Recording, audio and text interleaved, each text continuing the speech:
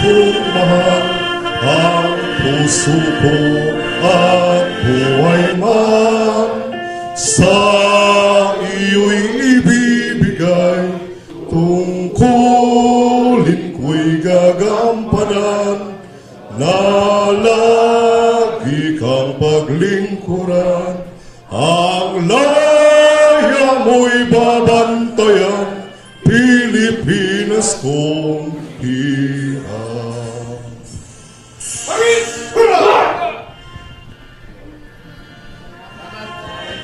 Buhay!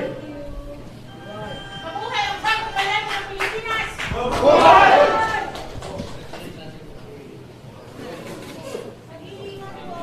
Maraming salamat!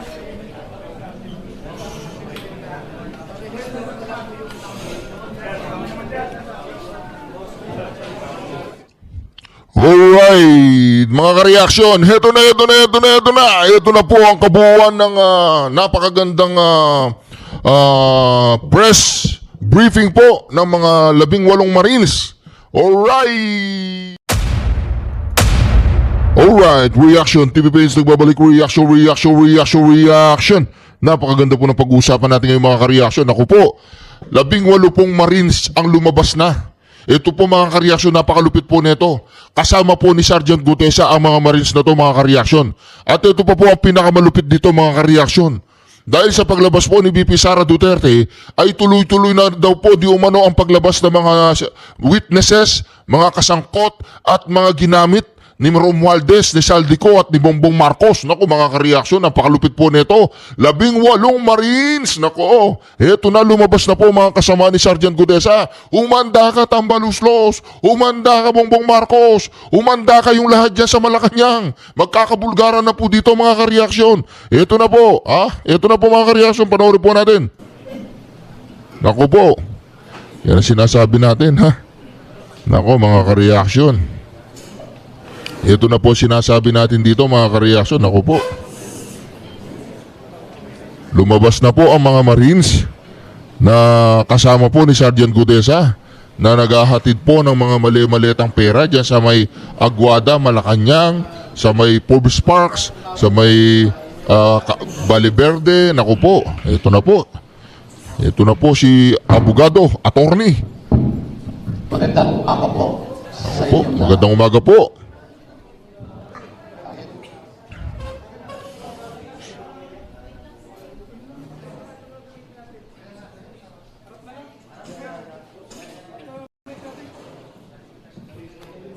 Yan na po mga ka-reaction.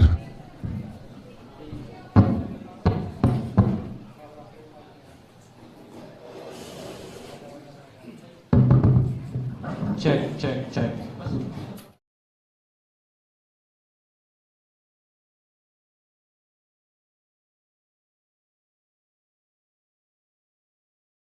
Mic test. Magandang umaga po ulit sa inyo lahat. Yan na mga ka-reaction. Ako po si Attorney Levi Panigot. Nakilala niyo ako noon, 13 years ago, tungkol sa Pilar Islam. Yung Napoles, scam. Kami po ang nagbulgar sa bilyon-bilyon na nakawan noon. And that was 13 years ago.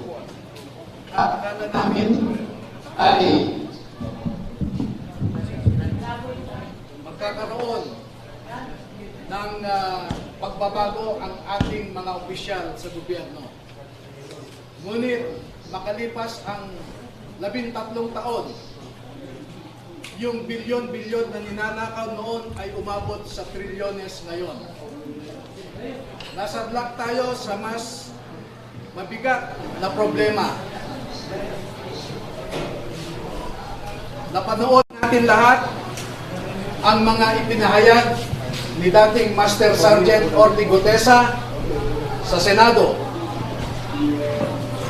At nakita natin kung paano trinato ang isang taong nagnanais lamang na ibahagi sa ating sambayanan ang kanyang nalalaman tungkol sa pagnanakaw sa kaban ng bayan.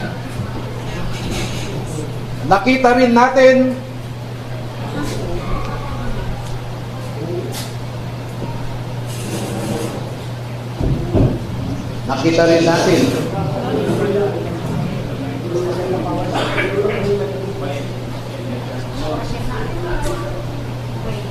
nasaksihan din nating lahat ang mga proseso na naganap sa ICI na inatasan na mag-imbestiga tungkol sa corruption sa infrastructure. Ngunit alam nating lahat na imbes na mag-imbestiga ang ICI ay pinagtakpan ang totoong mga salarin sa pagnanakaw. Sa ngayon po ay ang mas mabigat nating problema ay yung crisis sa credibility ng ating mga institusyon. Ang mga institusyon natin ngayon na ipinatayo para pangalagahan, arugain ang mga Pilipino ay hindi na natin mapagkakatiwalaan. Makita naman po ninyo, there is a crisis of integrity in the executive. There is a crisis of integrity in the legislature.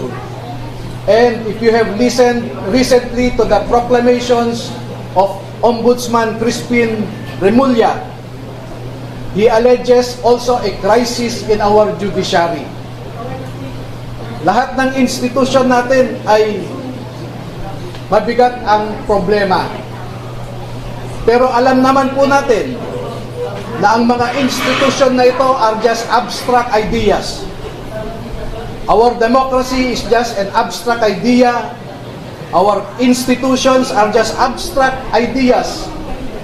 And these institutions operate through the human mind. And if you will, through the human soul and through the human heart. Ang problema natin ngayon ay yung mga nagpapatakbo sa mga institusyon na ito. Wala po tayong ibang maaasahan ngayon na maglalabas ng katotohanan kundi tayong mga mamamayan din.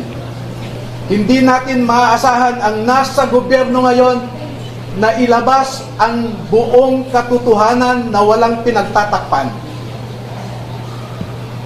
Ngayon po ay lumabas ang mga dating kasamahan ni Master Sergeant Orly Gutesa sa trabaho bilang security consultant o security personnel ni dating Congressman Zaldi Esco. Nandito po silang lahat at gusto ko pong ipakilala sa inyo. Ang mga sundalong ito ay wala na sa serbisyo. Ngunit ang nasabi nila sa akin, ito ang marahil na huling labanan na kanilang papasukin at gusto nilang magpakasundalo sa ating bayan. Yes! Yes! Woo!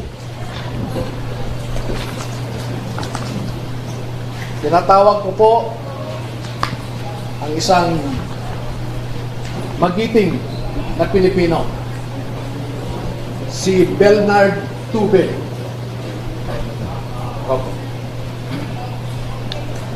Si Ross, tumatanda na po. Si Rosbert Waupan. Si Benny Bulontate. Si Johnny Budwan. Si Rodante Orbilio.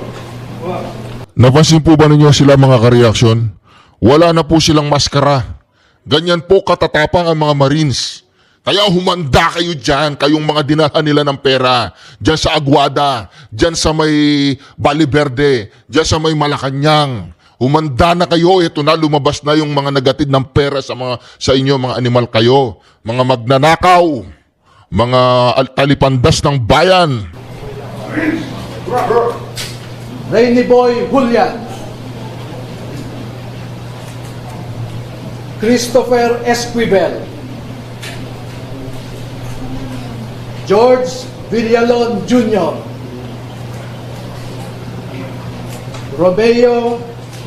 Romel Bobares,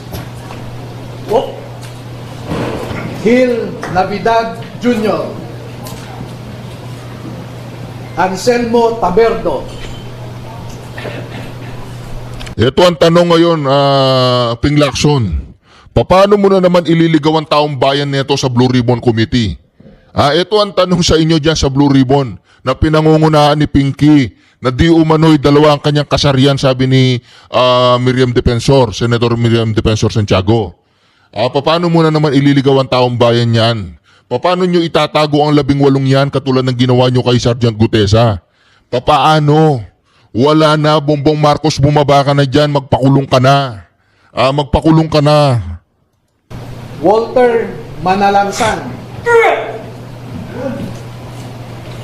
Jolly Cadiao, Romel Galapon, Cecilio Laroder Jr., Bernard Gubban, Crisani Dado, at Fidel Corpus. Meron po silang kasamahan na 12 pa na hindi makakadalo ngayon dahil sa mga personal na rason. Naku, 18 po yan, meron pang 12, ibig sabihin, 30 mga kareaksyon. Mantakin ninyo, mga Marines yan, ginagamit nila na tapon ng mga basura. At yung mga basura na hindi umano mga kareaksyon, ay mga pera. Paano nyo niya, anong gagawin mo niyan, Tambaluslos? Bongbong Marcos, magpakulong na kayong dalawang magpinsan. Wala na kayong takas dito. Ang dalawa ay meron silang kasama sa buhay na nagtatrabaho pa sa gobyerno at meron silang pag-aalinlangan na maaaring maapektuhan ang trabaho ng kanilang mga asawa. Yung 10 na hindi pa nakadalo ngayon ay tinatawag ko po na second batch at lalabas din po sila sa tamang panahon. Bigyan ko po kayo ng halimbawa ng nilalaman ng kanilang affidavit at kung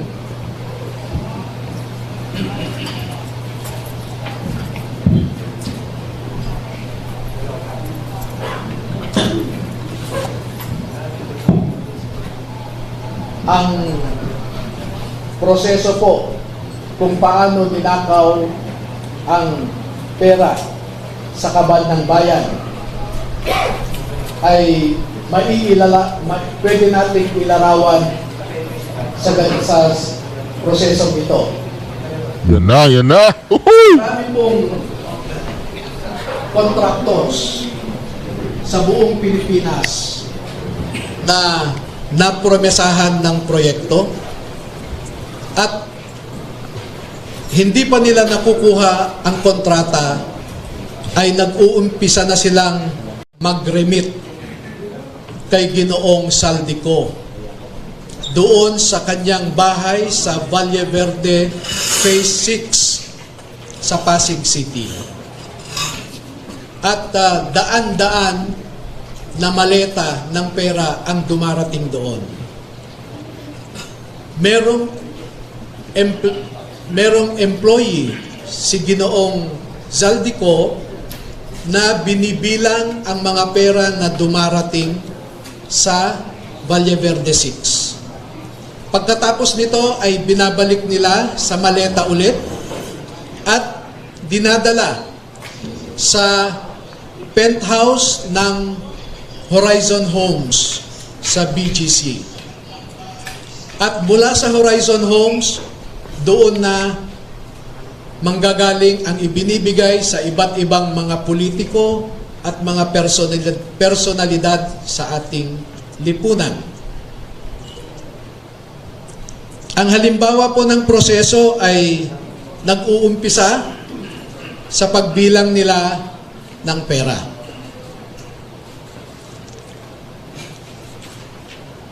Kaya pala maraming politiko mga ka-reaction ngayon ang talagang matapang no nung panahon po ng Twadcom. Kaya pala mga ka-reaction pumasa po yung unang impeachment ni VP Sara Duterte. Kaya pala mga ka-reaction marami po silang nilaspag, nilustay at ginastos na pera nung panahon ng 2025 national budget. At di umano mga ka-reaction tumanggap po yung mga membro ng alyansa, yung 11. Kaya itong si Pinky Lacson at saka itong si Tutasen na guilty kaagad nung tumawag si Cabral sa kanya. Sinabi nila yan dyan sa session. Kaya pala mga ka-reaction yung kilos ng mga putang ina ay mga guilty. Nako mga ka-reaction. Anong ibig sabihin guilty? Guilty sila na talagang inililigaw po ang taong bayan. Ayaw po nilang ipakita ang katotohanan. Pero dito mga ka-reaction, napansin ko, net 25 lamang po ang nag-air dito sa live na ito mga ka-reaction. At yung ibang mga mainstream media na bayaran, hindi po nila ine-air ito. Kaya nga mga ka-reaction, tuloy po natin. Live po ito ha. Ang susunod po,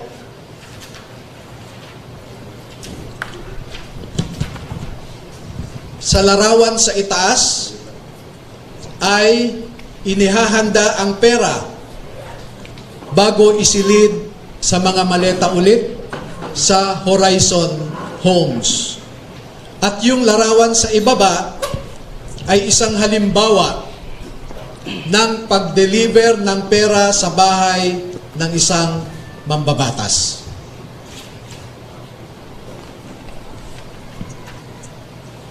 Makikita po ninyo na may nangyari kay Master Sergeant Gutesa.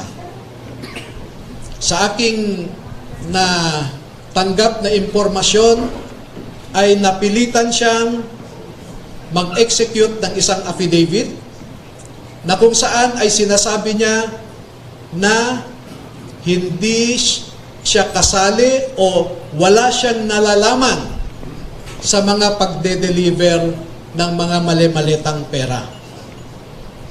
Pero makikita po ninyo dito na siya mismo ay kasama sa pagde-deliver ng pera. Kaya naaawa po ako ngayon sa sitwasyon ni Master Sergeant Gutesa dahil ginawa siyang sinungaling.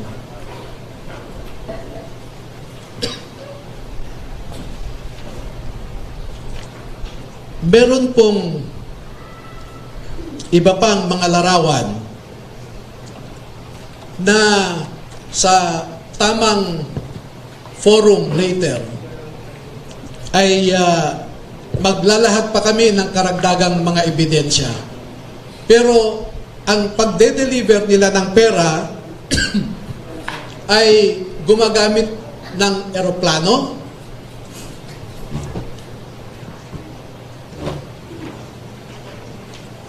gumagamit din sila ng helicopter,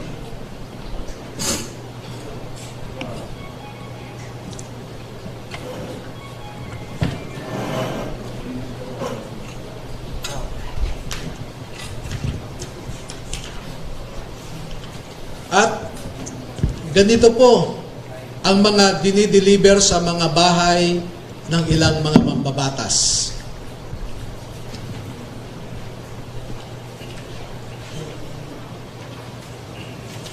Makikita ninyo sa itaas na larawan ang hilera ng mga maleta na ang laman ay pera. At parte lamang ito ng isang delivery na sa panahon na ito ay 52 na maleta ito. Sa isang delivery, umabot ng 52 na bagahe.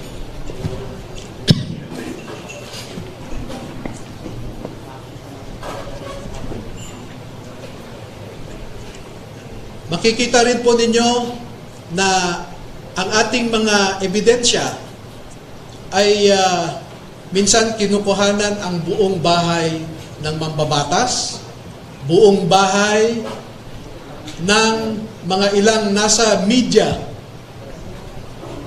Ayan na. Tawag nating mga media operators. Naku po. At ganyan po sila mag-deliver. No?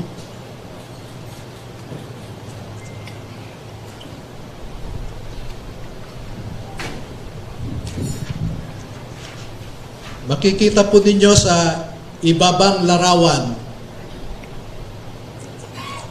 ang mga maleta rin ng pera. At marami pa pong iba na katulad nitong mga larawan. Baka hindi naka-authenticate yan. Baka naman na hindi pera laman yan. Ano pa kaya ang dahilan ni Tampilo Lacson neto? At dito sa taas na larawan ay ipinapakita lamang na yung isang malaking maleta ay hindi kayang o halos hirap na buhatin ng 3 katao.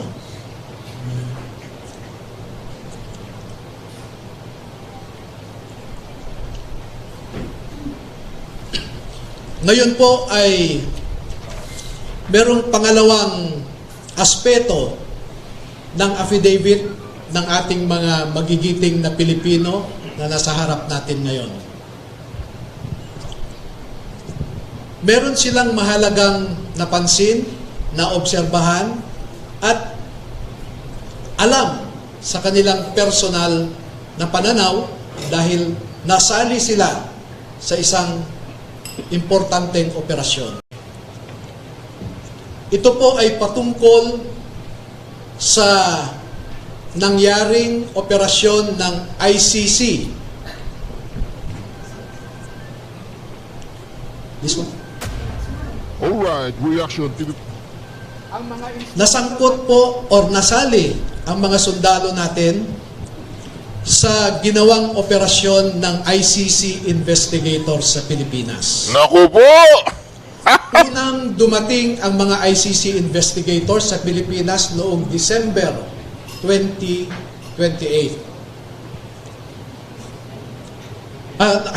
December of 2023. At bago mag-December 2023 ay inutusan sila na magpapalit ng peso to dollars. 2 maleta na ang bawat maleta ay may nilalaman na 56 million pesos. Kaya nakapagpalit sila ng equivalent to $2 million. At ang sabi ng mga executive assistants ni Ginoong Saldico ay pinaghahandaan daw nila ang pagdating ng foreigners.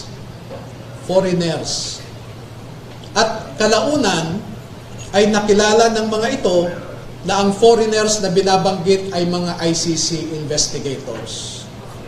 At nakapaloob dito na ang ginawa nila ay mag-interview ng mga witnesses na ipinapaarating sa kanila ni Sunny Trillanes.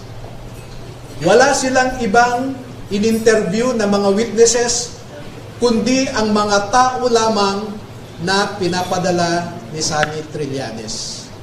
At ibinigay kay Sunny Trillanes ang pondo. Naku, mapapaputangin na ka na dito. Trililing. Yung mga kabaklaan mo, lalabas na dito. Para sa pag-asikaso sa mga ICC investigators na ito. Kaya naman po, lahat ng sasakyan na ginamit, lahat ng hotel accommodations ay sinagot ni Saldico at saka ni Sunny Trillanes. Napansin din po nila na lahat ng mga pag-interview ng ICC investigators ay sa mga pribadong lugar. Wala man lang government office. At makikita po ninyo ang madalas na pag-deliver nila ng mali-maleta at minsan mga paper bags naman na mga pera patungo sa mga nag-aalaga sa ICC investigators. lahat ng pagkain nila, lahat ng ginamit nilang sasakyan, lahat ng hotel, lahat ng mga condominium units ay sinagot ng grupo ni Sonny Trillanes at saka ni Zaldi Co. At bilang isang abogado po ay nababahala ako dito. Dahil ang sarili kong konklusyon na hindi naman nilahad ng mga sundalo na ito dito sa affidavit nila. Pero bilang isang abogado, ay nakikita ko ang isang mabigat na suliranin ng isang third world country na katulad natin na siya lamang pinag-iinitan ng mga ICC. Hindi nila kayang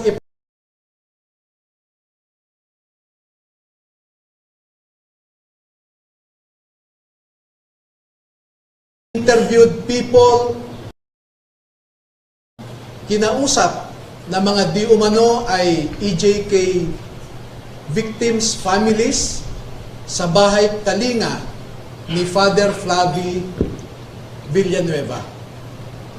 At lahat ng gastos ni Father Flavie Villanueva ay sagot ni Zaldico. Number 2, dahil December 2023 lang unang pumunta ang ICC investigators sa Pilipinas, ay hindi nakakaduda. Kaya pala napakadulas ng dila ni Flavie, hindi lang siya dating durugista, ay ngayon talagang kaibigan niya yung mga basurerong mali-mali tampere, no? Kaya ang dulas pala ng dila ni Father Flavie Addictus. That the ICC investigators manufactured the existence of ICC jurisdiction in the Philippines because the residual jurisdiction of ICC ended in March of 2019, or 1 year after the Philippines deposited its articles of withdrawal in the United Nations. Number 4, the ICC investigators themselves committed graft and corruption. Dahil bakit hinayaan nilang lahat ng sasakyan, lahat ng pagkain, lahat ng accommodations nila ay sinagot ng mga tao na kilala naman nila na kalaban ng kanilang iniimbestigahan. At panglima, ang mandato ng ICC ay di umano protektahan ang human rights ng mga tao.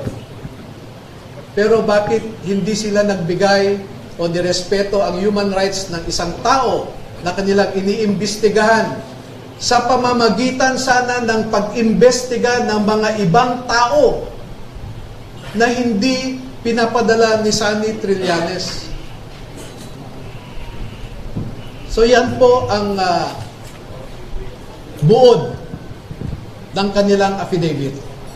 At una ko nang ipaalam sa inyo na bago po kami magbigay ng buong kopya sa inyong lahat, ay pahintulutan muna ninyo kami na isumite ito sa Office of the Ombudsman para makita natin kung umaandar pa ang sistema sa Office of the Ombudsman.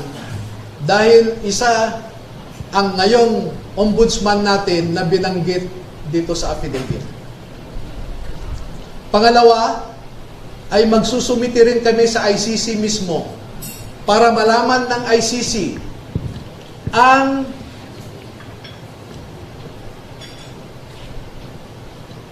so that ICC will know how the ICC investigators conducted themselves in the Philippines. At panghuli ay magbibigay kami ng kopya sa lahat ng embahada ng mga bansa na kasapi sa ICC para malaman nila kung paano gumalaw ang ICC. Alam naman natin na bawat bansang miyembro dyan ay nagko-contribute sa ICC. Pero katulad ng kino-contribute nila, ang mga litrato na naipakita ko sa inyo ay makikita ninyo kung saan pumupunta ang ating mga buwis. Now you know where our taxes go. Now you know at least where our taxes went. Maraming salamat po at magpapaunlak po kami ng katanungan at kung maaari ay 10 lamang. Kasi alam nyo po, sa ngayon ay meron lang nakaabang sa labas na handang manakit o manakot sa ating mga sundalo. At sa nakalipas na 2 araw lamang, ay umigting ang paghahanap ng isang grupo sa kanila na pinangungunahan di umano ng isang tinatawag nilang MC. Initial yon, MC. Hindi ko po alam hanggang ngayon, inaalam ko kung sino yung MC na sinasabi nila. Pero meron siyang inutusan na nasa gobyerno pa at mataas ang rangko sa ating kapulisan para ipatupad ang kanilang gustong mangyari na hindi matuloy ang paglabas ng ating mga kasundaluhan sa katotohanan. At panghuli po, meron akong isang pakiusap sa ating armed forces at saka sa Philippine Marine Corps. Ang mga nasa likod po ninyo ay nagserbisyo sa ating bayan at nandito sila hindi dahil sa politika. Hindi po sila nagsasabi ng anumang mga bagay na magdadagdag pa sa init ng kasalukuyang politika na pinagdadaanan ng ating bansa.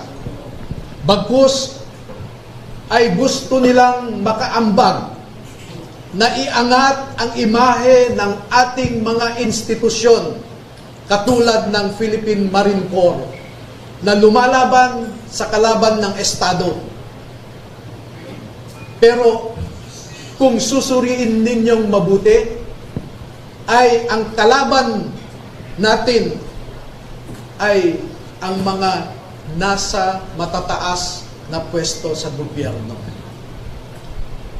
Do not restrain them from sharing to our people the truth that they know. Because alam nating lahat, ang katotohanan lamang ang magpapalakas ng ating republika. Kung lumalaban tayo sa mga grupo na gustong sirain ang ating democratic institutions, katulad ng mga NPA, mga Muslim secessionist, ang isa pong kalaban natin na totoo ay ang mga nagnanakaw ng pera na para sana sa mga tao.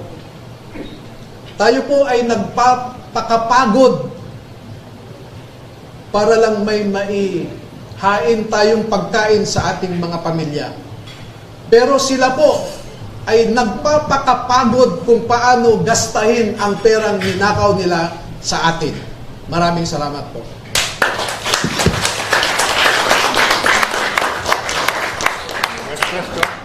First question. Okay. Eden Santos po from Nexus Society. Alam mo lang po, why only now po? Lapit ka lang dito. Lapit ka lang.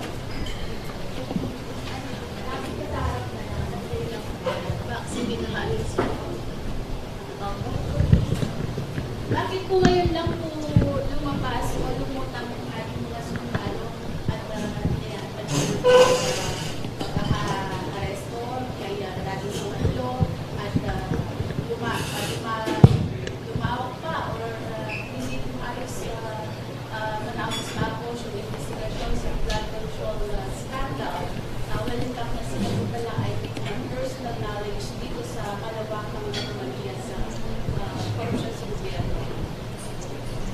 alam niyo po ay matinding pananakot at paglilinlang ang dinaanan ng mga empleyado ni Zaldi Co mula nung umalis siya sa Pilipinas. At katunayan, yung MC na binabanggit ko kanina ay tinakot ang mataas na opisyal ng mga ito. Kaya sila po ay medyo naguluhan din. Dahil pare-pareho kaming ordinaryong mamamayan lamang. At noong nakita nila at nakita ko ang pagtrato ng Senado kay Master Sergeant Orly Gutesa na dapat sana ay inalagaan nila dahil siya ay nagsasabi ng totoo. Ngunit dahil sa politika ay ang kinalabasan siya pa ang naging masama.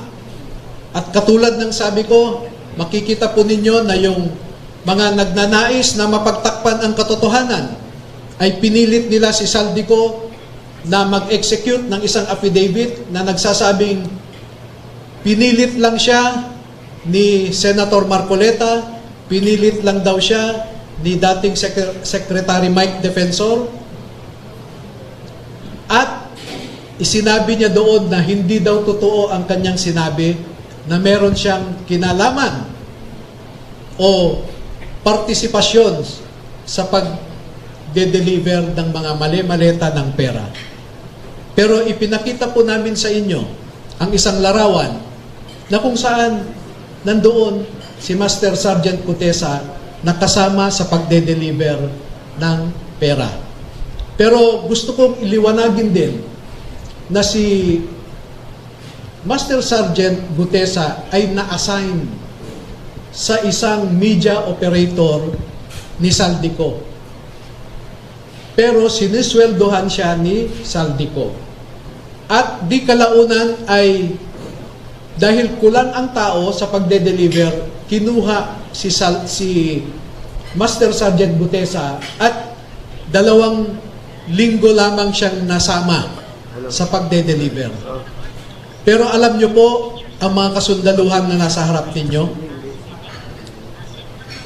mula September 2022 hanggang sa kagitnaan ng 2025 ay 3 hanggang 4 na beses kada linggo na nagde-deliver ng pera sa Forbes Park at sa Aguado sa tapat ng Malacanang.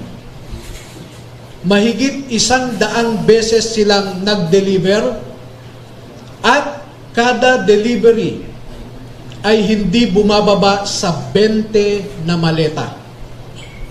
At minsan umaabot nga ito ng 52 na maleta na kinailangan pa nila ang 6 na vans para ma-deliver lamang ang mga maleta na ito. Pwede po ba sumagot kahit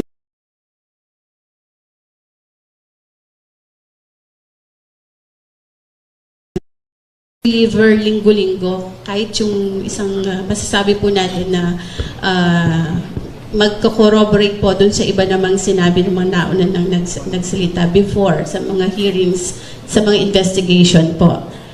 Sino po sa kanila yung pwede magkwento?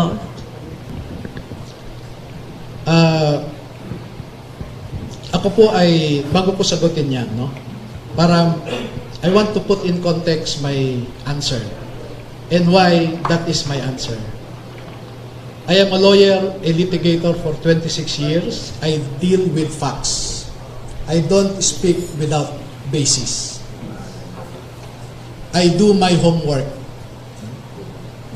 Nakita nyo naman noong PDAP scam, nakapag-file ako ng complaints sa DOJ laban sa 14 na senador, 198 na congressmen, at 5 cabinet secretaries. Nakita nyo rin ako malamang doon sa ginawa namin laban kay Arnie Tevez. Dahil on my own, I was able to validate about 64 previous killings. Sa ngayon po, as I said, I do my assignment and I do it well.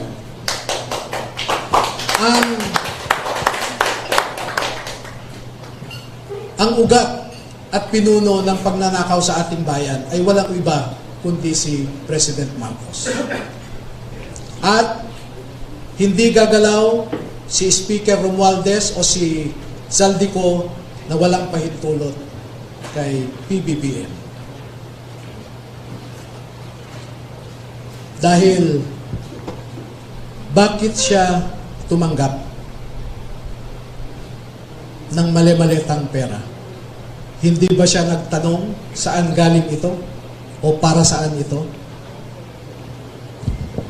I hold him responsible because being the chief executive, being the head of the executive branch, he is the chief implementer of laws. Naku po! Siya ang walang ibang mag-implement ng mga batas kundi siya, executive. Pero bakit niya hinayaan ang mga ito? Narinig ninyo marahil ang sinasabi lagi ni Congressman Toby Tiangco na di umano ay kinumpronta ni PBBM si Speaker Martin at sinabi niya, ano ba Martin, Saldi, ilang bahay ba ang gusto nyong bilhin? Ilang steak ba ang gusto nyong kainin? Alam ni BBBM ang pagnanakaw. At alam po ninyo, bata pa lang sila. Takot si Martin Romualdez kay BBM. Pati nga si Jack Enrile, nabalitaan ko, takot kay BBM. Nung bata pa sila. Sa tingin nyo ba, kikilos si sino man dyan na hindi alam o hindi inutos ni PBBM? Pero marami pa po kaming ilalabas na mga datos na gaya ng sabi ko kanina, hayaan nyo muna kaming ilahad lahat ng mga ito at nung iba pa naming mga ebidensya sa ombudsman. No? Because as a lawyer, I want to hold on to that flicker of hope that certain institutions are still functioning. Sorry, ma'am, sorry, sundatin ko lang ng isang follow-up. Attorney, ano pong garantisya na meron tayo na uusad po yung ating pagtungo sa ombudsman? Dahil alam naman po natin hindi yan uusad. Sana po sa amin ng mga Pilipino ninyo, nakaharap nyo ngayon, ninyo ilahad ang mga dokumento niyo. Alam ko po yung concern natin na ganyan. Pero pagbigyan nyo lamang kami na kumapit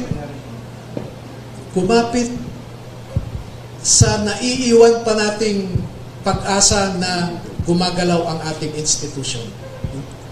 Pero alam ko po, walang mangyayari dito, but I do not want to prejudge how Ombudsman Remulla will act on it.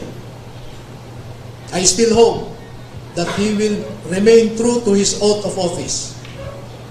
Pero kung hindi natin makamtan ang hustisya sa remaining 2 years and 3 months of the Marcos administration, at least na i-file natin sa ombudsman, bubuhayin natin yan sa susunod na administrasyon kung papayag din yung susunod na administrasyon sa atin.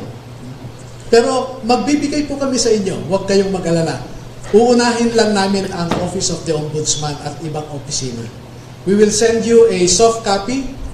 No? We'll just get your numbers and we'll send you soft copies. Attorney, lastly, maraming salamat po sa mga Marines na nandito po ngayon sa inyong pagtindig para sa ating bansa. Lastly po, nasan po si Sergeant Gutesa at kumusta po siya? Hindi po namin alam. Marami po kaming nasasagap na balita na pinapunta siya sa ibang bansa.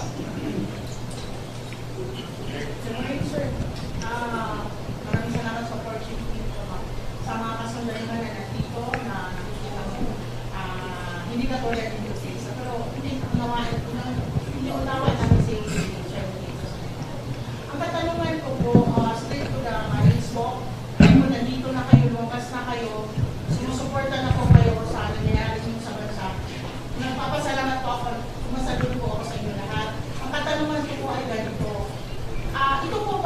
involved lamang ang Pangulo o pati ang asawa niya?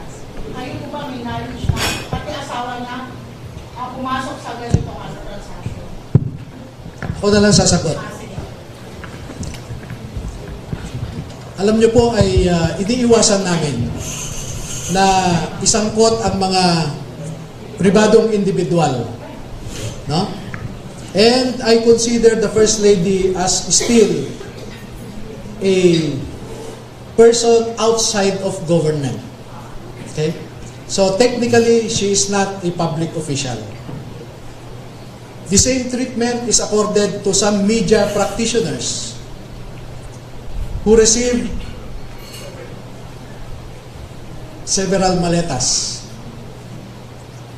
At ang sabi ko nga, hindi naman siya public official, bahala siya sa buhay niya. No? Ang focus lang po namin ay public officials. Bakit?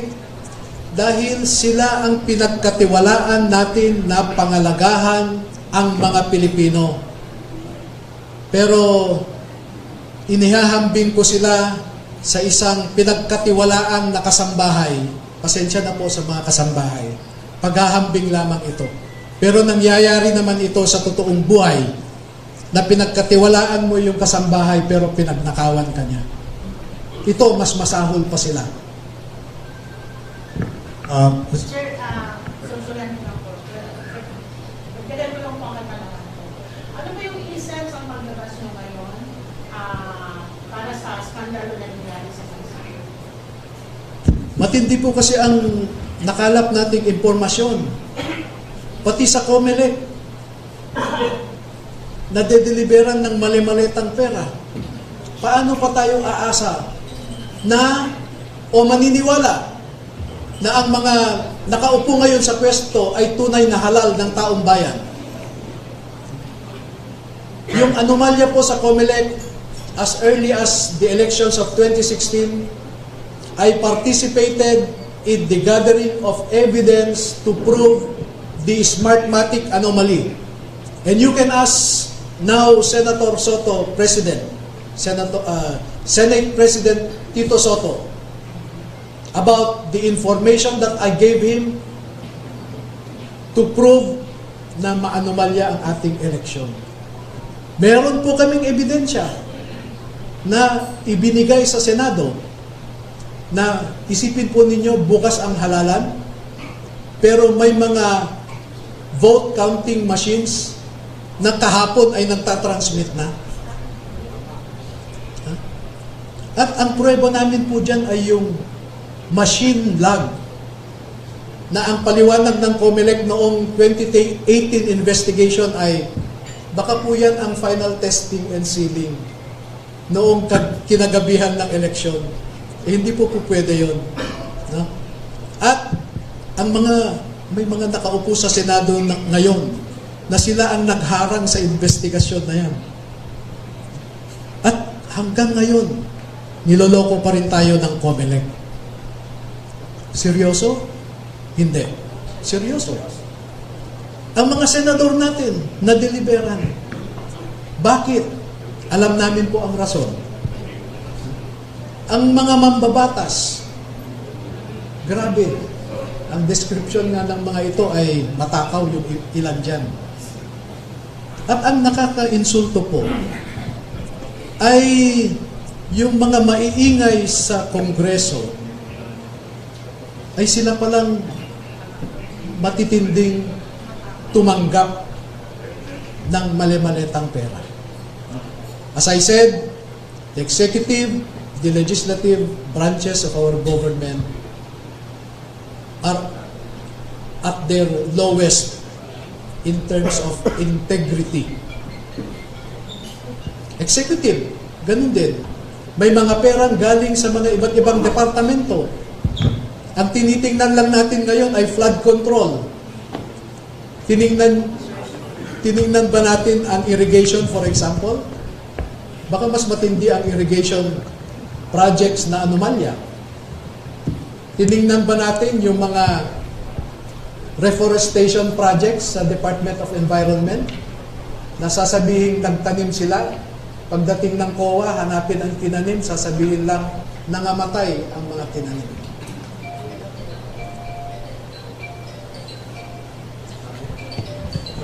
Sir Charmaine Abong po from Abante. Balikan ko lang po yung sinabi po na nagpapadala ng maleta kay PBBM. Do we have timeline po kung kailan po nagsimula yon and kung hanggang kailan or natapos po ba ito? Umpisa hanggang very recent, Anong year po ito? 2022. 2022. Hanggang ngayon po? Hanggang po na, nung nabulgar na itong flood control anomaly, siyempre na-stop na. 2024 at anong year po? Around 2025, 2025. early 2025. Thank you po. Questions? Question? O sige, kayo. Attorney, good morning po from Alternative Media, Rose. Sabi niyo po, Attorney, may kasamahan pa po sila na hindi na second batch. Kailan po sila possible na lumantad, Attorney? Yung second batch kasi ay may mga iba silang nalalaman, no? Ngunit ang sabi ko sa kanila ay pwedeng hindi muna kayo lumabas ngayon dahil tingnan natin kung sapat na ang sinasabi ng unang batch para maipakita natin ang katunayan kung sino at magkano kung sino ang mga nagnanakaw at kung magkano ang kanilang ninanakaw. Kasi ang aking komputasyon po lamang base sa sinasabi nila ay umaabot na po ng 805 billion pesos. Ang na-deliver nila, umaabot ng 805 billion pesos. Nung Napoles, tens of millions lang o billions, no? Pero ngayon, trilyones. Question? Sir, follow up lang po. Kung hindi po tayo mapapakinggan sa Ombudsman, ano pong next na hakbang natin? Sabi ko nga ay ibabahagi rin natin sa ating mga kababayan ang mga impormasyon na ito. At in a democracy, people decides. No? Kung ano sa tingin ng ating mga kababayan ang dapat gawin, ay siyang masusunod. At umaasa kami, umaasa ako, umaasa tayong lahat na sa tamang panahon ang mga kababayan natin, tayong lahat ng mga Pilipino ay gumawa ng tamang hakbang para maiangat ang ating bansa sa kumunoy na kung saan tayo nakalagmak ngayon. Next question.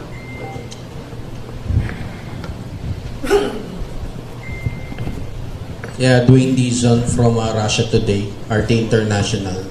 You mentioned about ICC. I'd like to know if this document po, which will you send to the Ombudsman, kasama ba dyan yung ICC complaint? And can you expound more about your expose about the ICC po? Yes. Thank you. We will prove that the conduct of the ICC investigators in the Philippines is unprecedented because they were dined and wined by people who are publicly known to be opponents of the people hosting them. Second, to prove that what the United States Department said, that ICC is a very corrupt institution, is being proven by this personal knowledge included in their affidavit. Maraming mga bagay-bagay pa na sa ngayon ay hindi namin maibahagi muna sa publiko. Pero sa tamang panahon, tamang forum, ay magbibigay pa kami ng karagdagang ebidensya na hihigit pa dito. Ito, we want to tease. This is a teaser for our government agencies. This is a teaser for ICC to look deeper into our allegations, and we are prepared to provide the answers for their questions. Question? Good morning. Almar Forzuelo sa SMNA po, sir. Nabanggit nyo kanina na hindi uusad yung reklamo ninyo dito sa ombudsman nga at umaasa kayo na sa next administration na bibigyan ng pansin yung mga reklamo. Ang sinabi ni Vice President Sara Duterte na kung sakasakaling... I have to cut you. Wala akong sinabi na wala tayong pag-asa sa ombudsman ngayon. What I said was, humahawak ako sa manipis na pag-asa na gagawin ng ombudsman ang kanyang trabaho. At kung hindi naman, ay umaasa tayo na kung sino man ang susunod na administrasyon ay tingnan itong mga alegasyon na ito. Binanggit ni VP Sara na sakasakaling manalo yung kanyang katandem, ang magiging mandato ng kanyang Vice President ay hahabulin yung mga mastermind sa pagnanakaw nga ng Kabanaba. Ano masasabi mo dito, sir? Kami po naman, regardless of administration, now or the future administration, we are ready to cooperate. Kaya kami magsusumite sa Ombudsman because the first action that I'm expecting from the Ombudsman is to invite us and ask questions about their affidavit and more. Open kami na makipag-cooperate sa administrasyon na yon. Dito lang po, may iba lang. Attorney, ano po yung here po, Attorney Eden Santos from Net25 ulit. Ano po yung main objective ninyo sa paglantad ng ating mga sundalo at paghahayag ng kanilang nalalaman dito sa maanomaliyang flood control mess at iba pang korupsyon?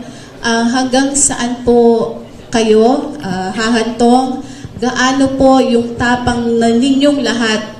Alam naman natin yung mga critics ng gobyerno ay pinatatahimik po, ilang congressman yung nasampahan ng kaso sa ethics, nasuspinde. May congressman na pinapalabas ng bansa dahil sa pagsasalita ng katotohanan. Kayo po, hanggang saan yung tapang at tibay ng ating mga sundalo para labanan ang korupsyon at mailabas po yung katotohanan? Now, as before, our intention is clear. We want to break the sense of impunity among our officials na tinatrato nilang personal account nila ang kaban ng bayan. Gusto nating basagin yung impunity na yan. Isipin mo, hindi sila takot. No? Isipin mo yung mag-release ka ng pera para nakawin lang. That's why in their affidavit, we want also former DBM Secretary Amena Pangandaman to account for her neglect and for accepting something in return for her oversight. Nandito si Secretary Pangandaman. Attorney, balikan ko lang po, pasensya na, review lang natin. Ang nasa taas po ay si Bongbong Marcos. Ang nasa ilalim po niya ay isang Martin Romualdez at isang Zaldico. Sino po ang pinaka-leader or super admin na tinatawag? Yung group chat po ng ating mga Marines dito para magbaba ng utos na ang maletang ito ay papunta sa Paway, ang maletang ito ay papunta sa Aguado and all. Sino po? Yung chat group na sinasabi kanina ay minsan kasi dalawa lang ang kasama sa pag-deliver. At sasabihin, nag-deliver kami ng ganito sa ganyan, no? So, yung ibang miyembro ng chat group, wala silang personal knowledge. Dahil dalawa o tatlo lang ang nakasama. Katulad ni Master Sergeant Tube, for example, siya at saka si Saldico lang ang nag-deliver. No? So, sineshare niya sa chat group nila. No? So, yun yung context ng chat group. Yung leaders, yung administrator ng chat group, kasama dyan, meron kasing 5 na trusted executive assistants ni Saldico. At kung nagde-deliver sila o di kaya nagpipick up ng pera, ay kasama sila. At ang mga ito ang inuutusan lang na magbuhat, no? Magbaba, mag-akyat, etc. Katulad halimbawa, merong isang government official, taga Bucor. Siya ang nag-deliver ng pera kay Saldico. Halimbawa, isang congressman na contractor, siya ang nag-deliver kay Saldico. So sila, inaabangan yung delivery, then ina-account yung pera sa Valle Verde, dinadala sa Horizon. Yung sa Bucor naman, parang 8 maleta ba yun? 8 maleta ang dineliver kay Saldico. Hindi ko alam kung saan nanggaling yung binigay ng taga Bucor na yan. Sir, sorry. So all those times po na bit-bit or binubuhat or ginugulong ninyo yung mga maletang yan, alam po ba nila na pera na po talaga ang laman? Alam niyo po na pera ang laman?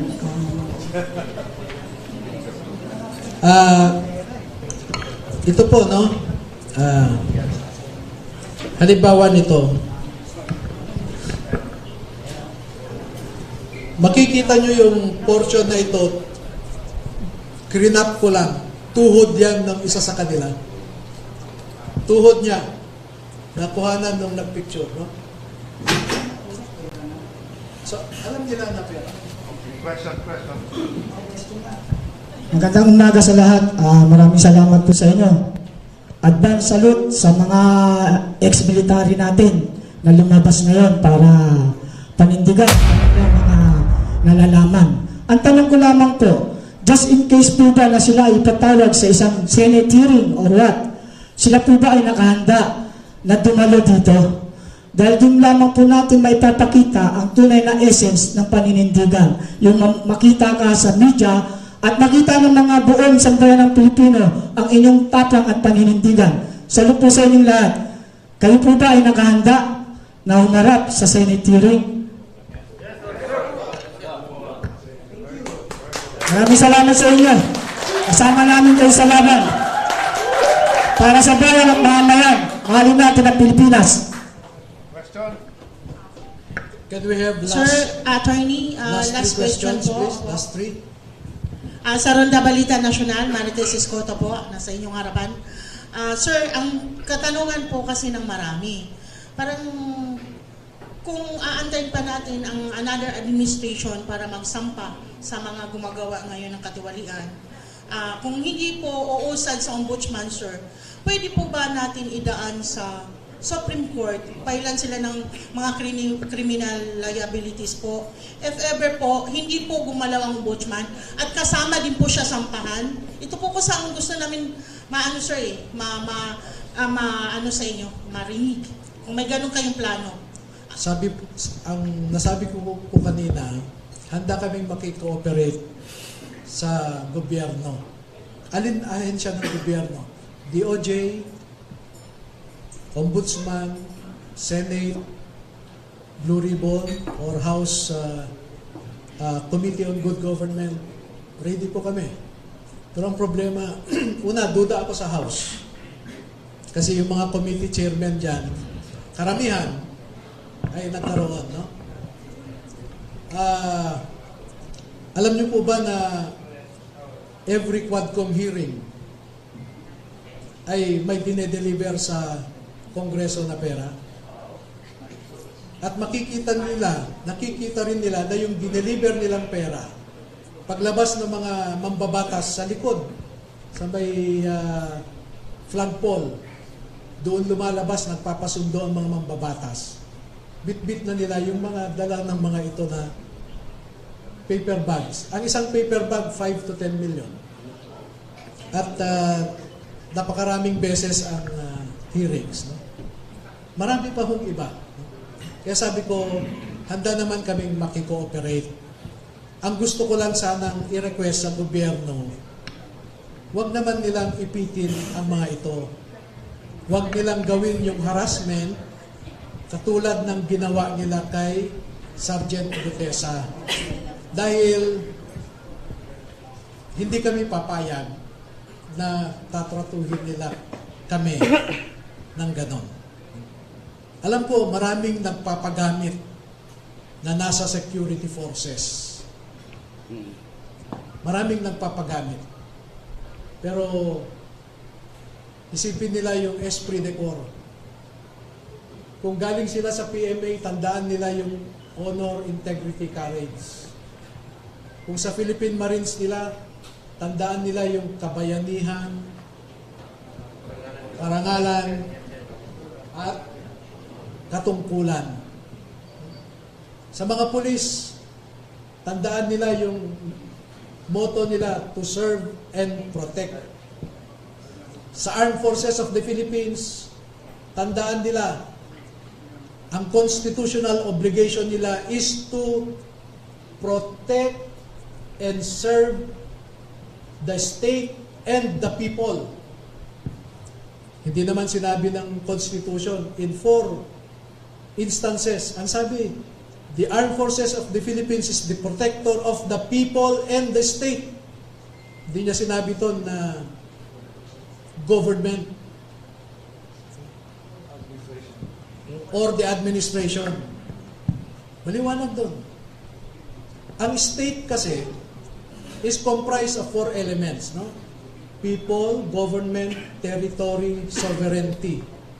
Bakit sa 4 na beses, 4 na paulit-ulit, ang sinabi doon, the armed forces is the protector of the people and the state? Bakit hindi niya sinabing government and the state? Or sovereignty and the state? Hindi eh. Attorney, pahabol lang po. Nag-deliver din po ba sila ng, sir dito po, nag-deliver din po ba sila ng mali-maliatang pera para sa impeachment? Ni VP Sara in particular. Naka-detalye po dito sa affidavit nila. Na may dinalang pera. Para sa mga pumirma. Okay? Sa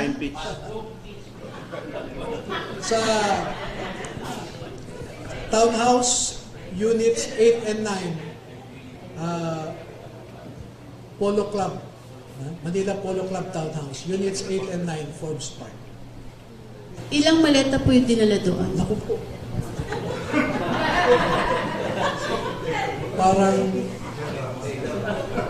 nagbalik-balik yung 3 vans na unang nag-deliver, bumalik pa ulit. Sabi ko nga po, yung mga tanong nyo kasi lalabas na yung iba eh. So, 2 more questions please. Attorneys, sundutin ko lang po yung tanong ni Ma'am Eden. Po. Kasi mismo si Zaldi ko po ay naglabas din ng kanyang series of videos. At meron din pong screenshot doon na merong release ng mga pera ng March 11, 2024. Sorry. 5, nung kinuha si PRRD. Yun po bang release ng perang yon? Ay, si Sir nakangiti. Yung pong release ng perang yon para sa specific na yon, sa pagpapakidnap kay Tatay Digong? With due respect, and I hope you understand, we will reserve our answer to that because the ICC operation here was very sensitive, very deep. No? But hindi. And gusto kong i-reserve yung ibang mga ebidensya natin tungkol dyan. No? Baka sabihin nilang naninira lang tayo sa ICC, tapos i-connect kami kay Duterte dahil ongoing ang hearing sa confirmation of charges. No? Agent Morales lang po. Tanong ko lang doon sa mga kasama nating na nasa Marine Corps. Ayon doon kay Sergeant Gutesa, miyembro siya ng intelligence unit ng Marines. Ilan yung intelligence, yung nakasin sa intelligence dito? Kasi bilang ano, no, katulad ninyo, galing din ako dun sa serbisyo. At sa kabilang dun sa mga dinaanan ko, panay intelligence unit. Ito bang mga ginagawa ninyo? Pumapasok ito dun sa daily intelligence brief na ginagawa ng mga units. Okay, kapatid, no? With your respect, and I hope you understand, there is a security implication for one to claim that he was Intel-trained or he is Intel-trained. Alam mo yan. No? We will not confirm or deny whether any or all of them underwent intelligence training. Wag na lang. Okay. Attorney, pinakalas po, gusto ko, pwede po ba magsalita isa sa kanila kung ano yung nararamdaman na since alam nila na yung pera dinideliver nila galing sa papunta ng korupsyon, ano po pakiramdam nila habang ginagawa yung mali ayon sa kanila? Pwede po magsalita isa sa kanila po para maunawaan po kung ano yung essence na lumabas sila ngayon at bakit ngayon lang.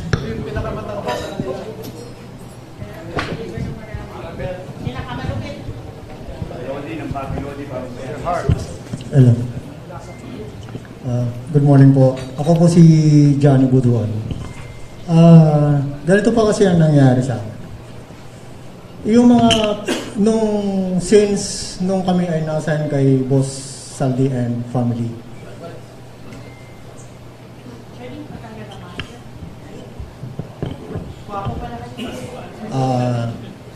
yung mga pera kasi ma'am na dumadating at mga pera kasi yan ma'am is hindi namin alam na galing sa masama.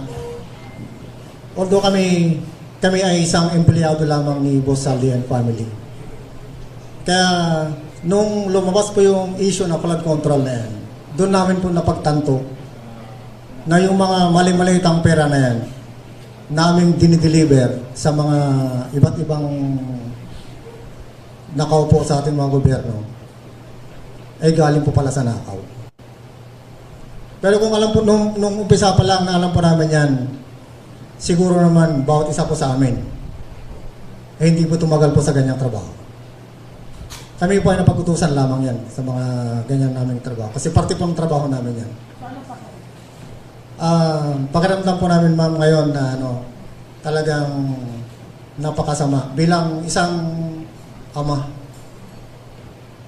para sa aking mga anak na napapunod ako ngayon. Talagang napakatindi na po ang korupsyon dito sa ating bansa. Kaya pakiusap po, sana maintindihan nyo kami sa aming layunin para maibsan na po o matapos na po itong korupsyon na ginagawa ng ating gobyerno. Maraming salamat po.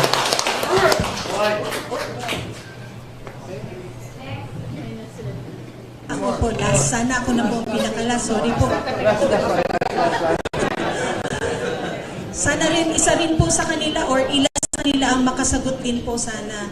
Ano po ang malaking pagkakaiba ng administrasyon ni PRRD sa administrasyon ngayon ni Bongbong Marcos na kayo rin po ay nakapaglingkod?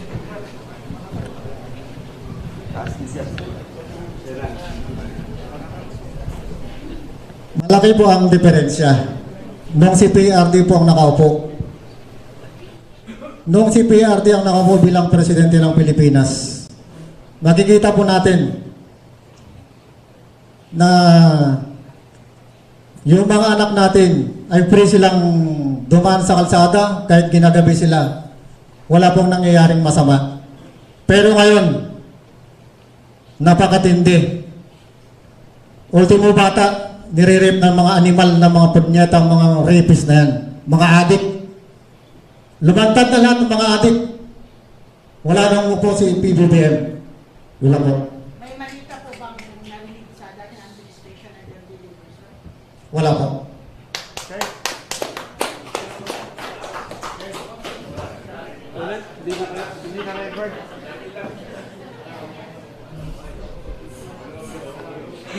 Ambush. Panghuling statement na lamang po. Maraming salamat po sa inyo sa pagdalo sa aming imbitasyon. Napansin ko po kaninang umaga lamang na ang daming mga text at saka calls na na-miss ko, no? Dahil kagabi ay matagal kaming naghiwa-hiwalay dahil may mga pinag-uusapan kaming mga pumasok na mga pananakot na text messages. So, maraming salamat po sa inyong lahat. Mabuhay po kayo.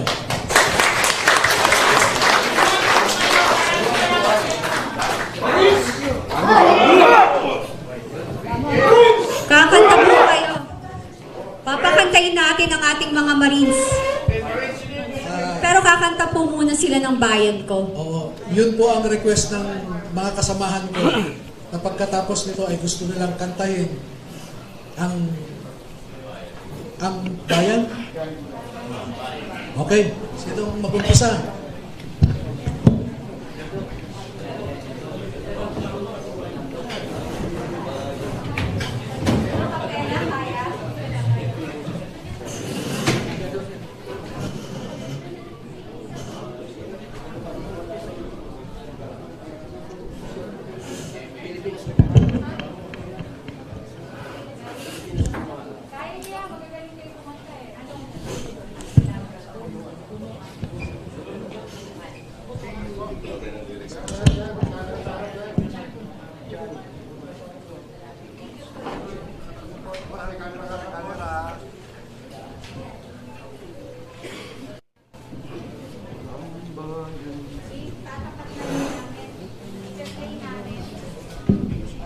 Habang naghahanda ng kwan, bibigyan namin po kayo ng